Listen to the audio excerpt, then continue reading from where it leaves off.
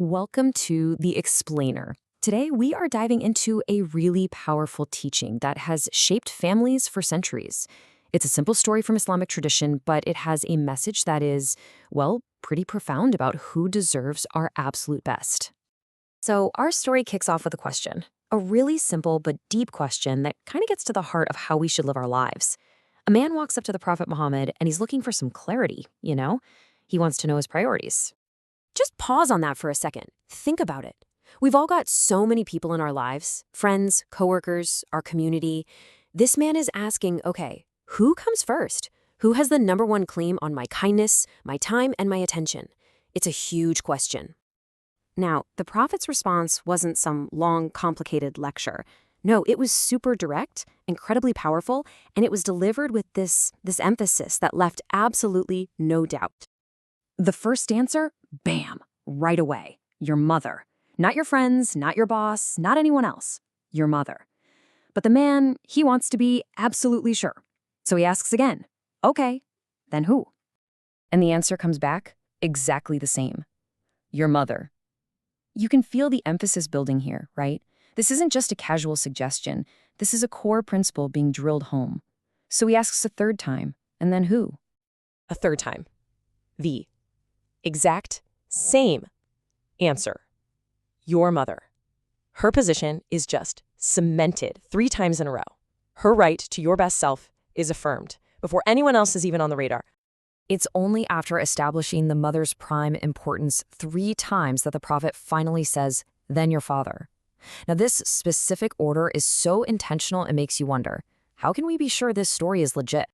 Well, the trustworthiness of this teaching really hangs on its famous narrator, a man known as Abu Huraira. And his backstory is actually pretty fascinating. So check this out. Abu Huraira was only a Muslim for about 3 to 4 years. A really short time, right? And yet, he's the source for more of these traditions than anyone else. We're talking over 5,000. His nickname, Father of the Kitten, was actually a sweet name the Prophet gave him. It just goes to show it wasn't about how long he was there, but about his incredible memory and total dedication to learning. And it's so important that this teaching was preserved, because it makes you ask that big question, why the mother? Why her 3 times over? Well, the source explains it's this deep recognition of the unique and incredible sacrifices she makes. Now, this isn't about putting down the father's role at all, of course not. He works hard, he provides, he protects, but this teaching gives a special kind of honor to the mother for the struggles that are hers and hers alone. The physical and emotional weight of pregnancy, the pain of birth, the endless demands of nursing and round-the-clock care. It's like a recognition of a debt that you can just never fully repay. Okay, but this whole idea doesn't just hang out in the world of theory. The source gives us some really concrete examples of what this honor actually looks like day to day. How do we put this principle into practice? This example really hits the nail on the head. See, true honor isn't just about begrudgingly doing what you're told. It's about actively wanting them to be happy. It's choosing to drive to the farther store, not because their choice is better, but because doing that little thing for them brings them joy. The attitude you have while doing it is everything. So really, it all boils down to these small, everyday things that show huge respect. Wearing the shirt they like when you visit, or maybe skipping a night out because you know they're worried. And here's the big one, watching your tone and your body language.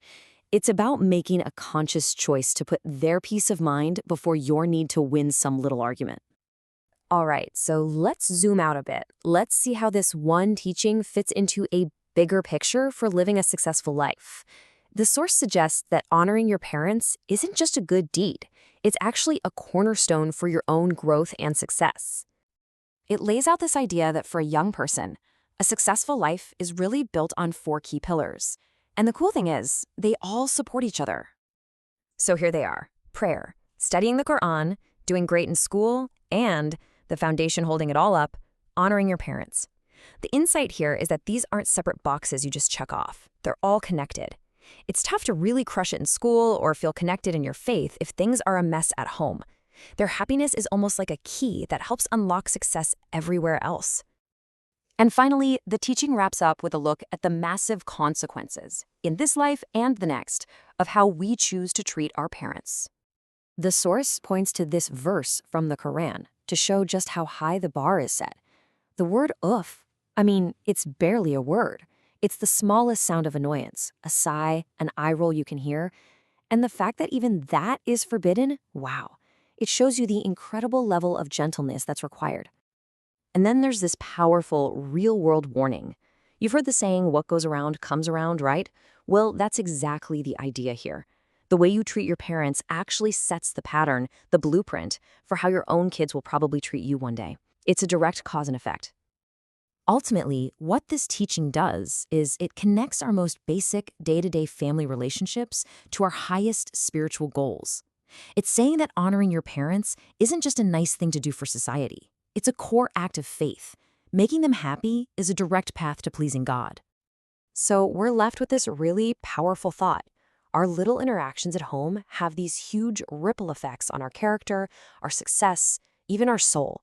It forces us to ask a deeper question. Not just, am I obeying them? But through this relationship, what kind of foundation am I actually building for my entire life?